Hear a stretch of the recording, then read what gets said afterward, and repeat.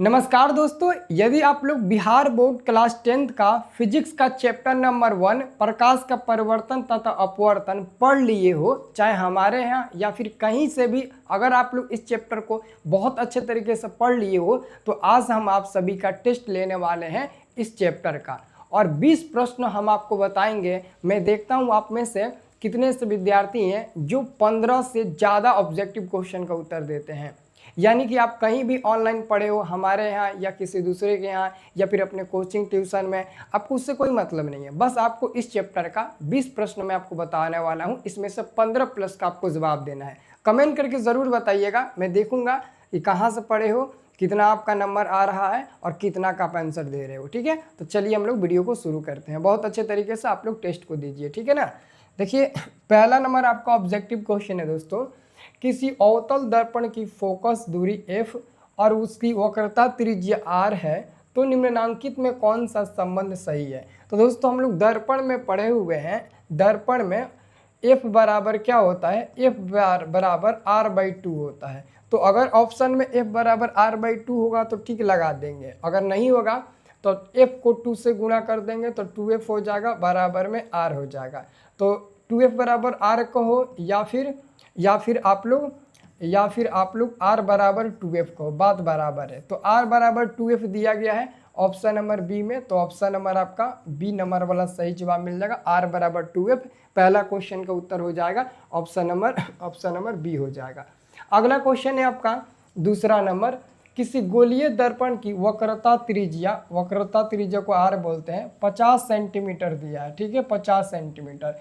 उसकी फोकस दूरी कितनी होगी, यानी कि f का मान आपको निकालना है कितना होगा। तो चूंकि दोस्तों हम लोग फार्मूला जानते हैं, f बराबर r/2 होता है, ठीक है। तो r का मान हुआ 50 है, बाटा में 2 से 50 कट जाएगा, कितना बार में, तो 25 बार में, तो कितना मिल जाएगा, 25 सेंटीमीटर आंसर मिल जाएगा। और 25 सेंटीमीटर ऑप्शन नंबर सी में दिया गया है, तो सी नंबर वाला आपका दूसरा का सही उत्तर मिल जाएगा, ठीक है।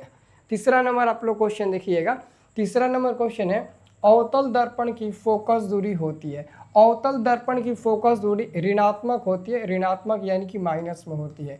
अवतल दर्पण की जो फोकस दूरी होती है वो ऋणात्मक होती है, माइनस में होती है। ऑप्शन नंबर ए सही जवाब मिल जाएगा, आप लोग पढ़े होंगे, मैं तो ये चैप्टर बहुत अच्छे से पढ़ा दिया हूँ, ठीक है ना। बस एक और टॉपिक बचा हुआ है, लेंस फार्मूला सिद्ध करने का। हमने f बराबर r/2 भी अवतल उत्तल से सिद्ध करा दिया था, और अवतल उत्तल में हमने दर्पण सूत्र भी सिद्ध करा दिया था, ठीक है ना। सब कुछ हमने ऐप पर पढ़ा दिया था, मैं ज़्यादातर ये सब ऐप पर ही पढ़ाता हूँ, ठीक है ना। तो आपको याद रखना है, अगर आपको भी हमारे साथ ऐप पर पढ़ना होगा ना, तो हमारा ऐप का नाम है स्टडी प्लस। क्या नाम है, स्टडी प्लस। एक दिन का 8 आना लगता है, मतलब कि एक दिन का 1 रुपया भी नहीं लगता है ना। स्टडी प्लस सभी सब्जेक्ट पढ़ाई होता है, स्टडी प्लस नाम है। अगर आपको पढ़ना होगा ना तो ये हमारे पास, ये हमारा 2 नंबर है, ठीक है, ये 2 नंबर है। अगर आपको पढ़ना होगा तो हमारे इन दोनों में से किसी भी नंबर पर आप लोग मैसेज करिएगा कि सर हमें भी आपके साथ पढ़ना है, ठीक है, हमें भी आपके साथ पढ़ना है और हम भी आपके साथ यूट्यूब पर और ऐप पर भी पढ़ना चाहते हैं। तो मैं आपको अपने ऐप का लिंक भेज दूंगा, आप लोग ऐप को डाउनलोड करके बैच को ज्वाइन कर लीजिएगा, ठीक है ना। कोई भी दिक्कत होगा तो हम है ना उसको सॉल्व करने के लिए, ठीक है। तो चलिए अगला क्वेश्चन हम लोग देखते हैं। अगला क्वेश्चन है 4 नंबर, अवतल लेंस द्वारा प्राप्त प्रतिबिंब होता है। दोस्तों अवतल लेंस में आभासी यानी कि काल्पनिक प्रतिबिंब बनता है, और हरासित मतलब होता है छोटा भी प्रतिबिंब बनता है, सीधा भी प्रतिबिंब बनता है। तो इसका सही जवाब मिल जाएगा इनमें से सभी, छोटा भी बनता है, सीधा भी बनता है, काल्पनिक भी बनता है अवतल लेंस में। तो ऑप्शन नंबर आपका हो जाएगा डी नंबर सही उत्तर। अगला क्वेश्चन है 5वां नंबर, अवतल दर्पण की फोकस दूरी, अवतल दर्पण की फोकस दूरी धनात्मक यानी कि प्लस में होती है। अवतल दर्पण की फोकस दूरी धनात्मक यानी कि दोस्तों प्लस में होती है, ऑप्शन नंबर बी सही जवाब मिल जाएगा, धनात्मक यानी कि प्लस में होती है। अगला क्वेश्चन है, किस दर्पण से हमेशा वस्तु से छोटा प्रतिबिंब प्राप्त होता है। हमेशा दोस्तों वस्तु से छोटा प्रतिबिंब दोस्तों और उत्तल दर्पण से ही प्राप्त होता है, ठीक है ना। क्योंकि देखिए जो समतल दर्पण होता है इसमें प्रतिबिंब बराबर बनता है, यानी कि जितना बड़ा वस्तु होगा उतना बराबर प्रतिबिंब बनेगा, बराबर या समान आप लोग कह सकते हो समान, ठीक है। और उत्तल में क्या होता है, प्रतिबिंब हमेशा छोटा बनता है, हमेशा छोटा बनता है। और अवतल में दोस्तों छोटा बड़ा दोनों, मतलब कि इसमें बड़ा बनता है हमेशा, ठीक है, बड़ा हो जाएगा। तो क्वेश्चन पूछ सकता है आप लोगों से, तीनों में से कोई भी आप लोगों से फाइनल एग्जाम बोर्ड में भी पूछा जाता है। अगला है साइड मिरर के रूप में प्रयुक्त होता है। साइड मिरर के रूप में कौन सा दर्पण प्रयुक्त होता है दोस्तों? तो साइड मिरर के रूप में उत्तल दर्पण प्रयुक्त होता है। ऑप्शन नंबर 20 सही जवाब मिल जाएगा। साइड मिरर के रूप में उत्तल दर्पण प्रयुक्त होता है।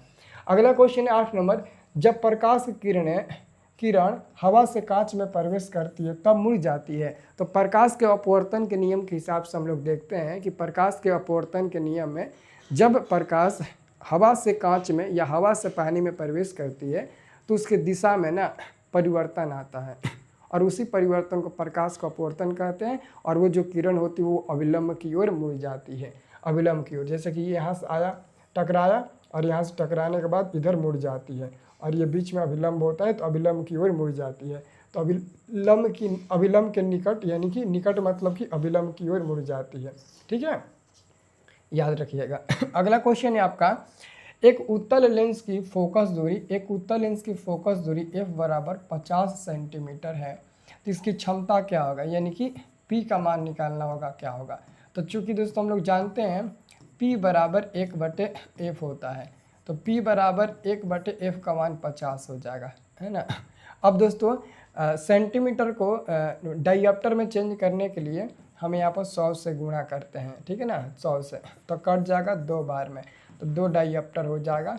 p बराबर हो जाएगा प्लस में 2 डायप्टर, क्या हो जाएगा प्लस में 2 डायप्टर। ऑप्शन नंबर ए सही जवाब मिल जाएगा। फार्मूला आपको याद होगा, लेंस की क्षमता के अनुसार ये वाला फार्मूला आपका होता है, ठीक है। अगला क्वेश्चन है, प्रकाश की किरणें गमन करती है, तो प्रकाश की किरणें हमेशा सीधी रेखा में गमन करती है। ऑप्शन नंबर ए हो जाएगा। अगला क्वेश्चन है, प्रकाश के परिवर्तन के कितने नियम होते हैं? प्रकाश के परिवर्तन के 2 नियम होते हैं। प्रकाश के अपवर्तन के भी 2 नियम होते हैं, प्रकाश के परिवर्तन के भी 2 ही नियम होते हैं, और लेंस में मुख्य फोकस की संख्या भी 2 ही होती है, ठीक है। अगला क्वेश्चन है, निर्वात में प्रकाश की चाल होती है। निर्वात में प्रकाश की चाल 3 × 10⁸ मीटर पर सेकंड होता है। ऑप्शन नंबर ए होगा। मीटर पर सेकंड याद रखिएगा, हालांकि सब में 3 × 10⁸ दिया है, लेकिन किसी में किलोमीटर पर सेकंड, किसी में सेंटीमीटर पर सेकंड, तो किसी में मीटर पर सेकंड दिया है, ठीक है। तो आपको याद रखना मीटर पर सेकंड होगा, ऑप्शन नंबर ए। अगला है, लेंस की क्षमता p बराबर क्या होता है? तो p बराबर दोस्तों 1/f होता है, 1/f होता है p बराबर। ऑप्शन नंबर डी सही उत्तर होगा।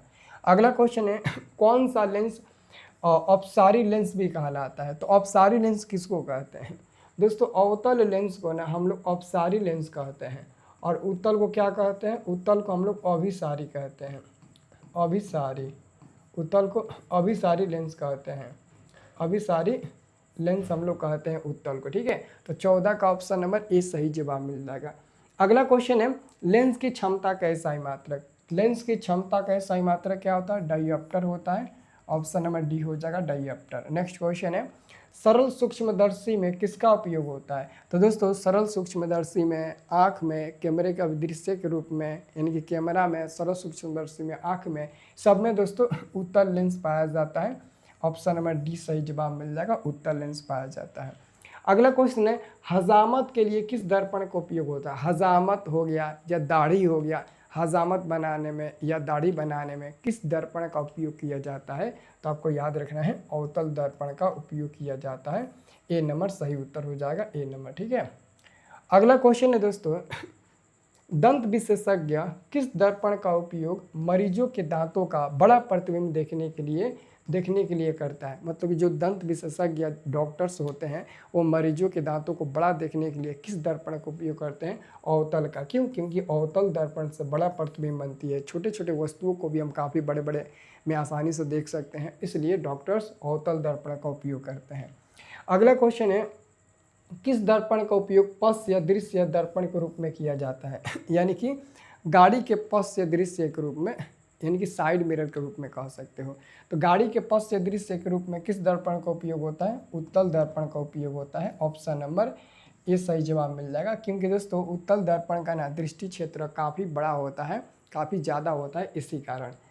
अगला आपका क्वेश्चन है 20 नंबर दोस्तों, समतल दर्पण की फोकस दूरी होती है। तो समतल दर्पण की फोकस दूरी क्या होती है? समतल दर्पण की फोकस दूरी अनंत होती है। ऑप्शन नंबर ए हो जाएगा, समतल दर्पण की फोकस दूरी अनंत होती है। ठीक है, अब आप सभी लोग कमेंट करके बताइए कि 20 गो प्रश्न में से आपको कितना प्रश्न याद था। आप लोग ज़रूर कमेंट बॉक्स में बताइएगा, मैं देखूंगा कि कौन कौन लड़के कमेंट कर रहे हैं और किसका किसका कितना सही हो रहा है। ठीक है ना, क्योंकि इस वीडियो में पूरे बिहार के लड़के कमेंट करेंगे, बिहार के अलावा अन्य बोर्ड के भी लड़के इस वीडियो को देखेंगे तो कमेंट करेंगे, इसलिए आपका कमेंट करना बहुत ज़रूरी है। ठीक है।